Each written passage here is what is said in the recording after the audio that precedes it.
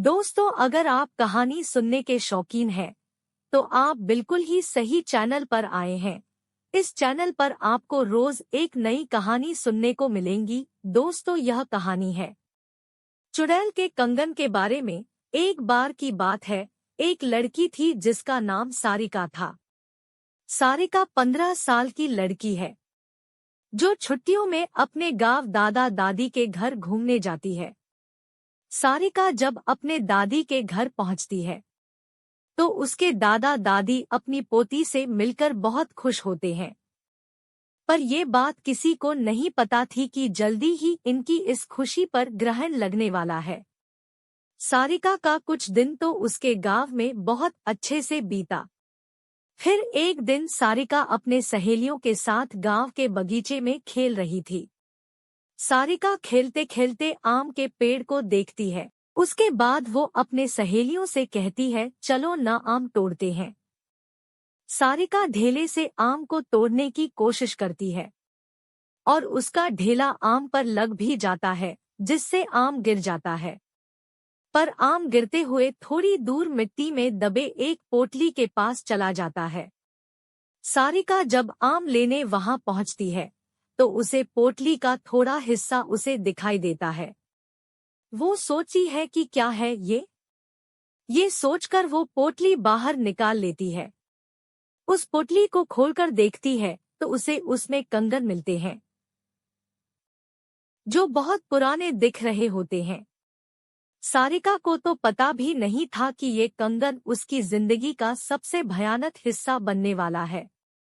वो कंगन उसे अपने और आकर्षित कर लेता है, जिसकी वजह से वो उस कंगन में अपने घर लेकर चली आती है। घर आकर वो ये सारी बातें अपनी दादी को बताती है और वो कंगन भी दिखाती है। फिर दादी ने जो कहा वो सुनकर सारिका डर से कांपने लगती है। दादी कहती है कि वो पोटली कोई आम पोटली नहीं थी, वो एक चुड़ैल की पोटली थी। तुमने ये कंगन उस पोटली से निकालकर उस चुड़ैल को गुस्सा दिला दिया है। वो तुम्हारे पास जरूर आएगी। सारिका डरते हुए दादी से बोलती है। मैं समझी नहीं दादी, वो क्यों और कैसे आएगी? दादी ने बोला, ऐसी ही पोटली में भटकती हुई आत्माओं को कैद करके जमीन में गाड़ा जाता है, और तुमने उस पोटली को जमीन से निकाला है और उसका कंगन भी तुम लेकर आ गई हो। तुम इस मनहूस कंगन के साथ उस चुड़ैल को भी अपने पीछे ले आई हो। ऐसी भटकती हुई गुस्सैल चुड़ैलें अपना बदला लेती है। वो चुड़ैल भी हमसे अपना बदला लेने जरूर आएगी। सारिका इस बात से डरती तो है, पर उसे ज्यादा यकीन नहीं होता। वो जाकर अपने कमरे में सो जाती है। उसी रात को करीब 1 बजे उसके कमरे की लाइट जलने बुझने लगती है। सारिका की नींद खुलती है तो देखती है लाइट नहीं है। वो अपने बिस्तर के बगल रखे टेबल पर पानी पीने के लिए मुड़ती है। तभी वो देखती है कि टेबल के पीछे कोने में कोई औरत बैठी है, जिसकी आंखें एकदम लाल है, और वो एकटक उसे ही देखे जा रही है। सारिका चिल्लाते हुए अपने दादी के पास जाती है, पर दादी के कमरे में दादी उसको नजर नहीं आती। वो बरामदे में जाती है तो दादी उसको जमीन पर गिरी मिलती है। सारिका अपने दादा को खोजने जाती है, पर उसके दादा उसे कहीं नजर नहीं आते हैं।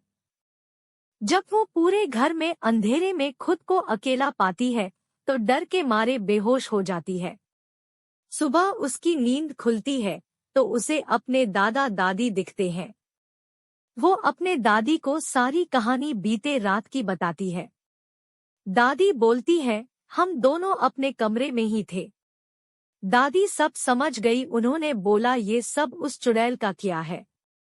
वो कंगन उस पोटली में वापस रखना होगा, वरना वो यहाँ से नहीं जाएगी। सारिका बोलती है, चलो न दादी, अभी कंगन रख आते हैं। दादी बोलती है, नहीं, उस चुड़ैल से पीछा छुड़ाना है तो तुम्हें अकेले ही, वो भी रात में जाकर उस कंगन को वहां रखना होगा, क्योंकि वो तुम्हारे पीछे है। सारिका हिम्मत करके कहती है, ठीक है, मैं जाऊंगी। दादी ने बोला ये सब वो चुड़ैल इतनी आसानी से नहीं करने देगी। इसलिए दादी ने उसे रात में जाने से पहले एक मंत्रों से युक्त ताबीज उसके हाथ पर बांध देती है। अब सारिका रात होने के बाद अकेले बगीचे की तरफ निकलती है। थोड़ी देर बाद उसे किसी के रोने की आवाज सुनाई देती है। पर दादी ने कहा था वो चुड़ैल तुम्हें अपनी तरफ आकर्षित करेगी। तुम उसकी तरफ ध्यान मत देना, वरना वो तुझे अपने कब्जे में कर लेगी। एक बार उसने तुम्हें अपने कब्जे में कर लिए तो फिर कोई कुछ नहीं कर पाएगा। वो तुम्हें मार भी सकती है। सारिका इस बात का ध्यान रखते हुए एयरफोन लगा लेती है और गाना सुनते हुए चलने लगती है। तभी कुछ दूर जाने पर उसका मोबाइल काम करना बंद कर देता है। फिर भी वो चलती रहती है और उस पोटली के पास पहुंच जाती है। तभी उसे महसूस होता है कि पीछे कोई खड़ा है। पर दादी ने कहा था उसकी तरफ मत देखना, तो वो नहीं देखती है और डर की वजह से वो पसीने से लथपथ हो जाती है। फिर वो हिम्मत करते हुए उस पोटली को खोलकर उसमें कंगन रखती है और जमीन में गाड़ देती है और आंख बंद करके बहुत तेजी से वहां से भागती है। सीधे अपने घर आकर ही रुकती है। चुड़ैल से तो उसका पीछा छूट जाता है, पर वो इतनी डर जाती है कि दूसरे दिन ही वापस शहर अपने मम्मी पापा के पास चली जाती है। सारिका की जिंदगी का वो खौफनाक हिस्सा जिससे वो आज भी सोचने पर डर जाती है। दोस्तों, आपको हमारी कहानी कैसी लगी कमेंट करके बताएं।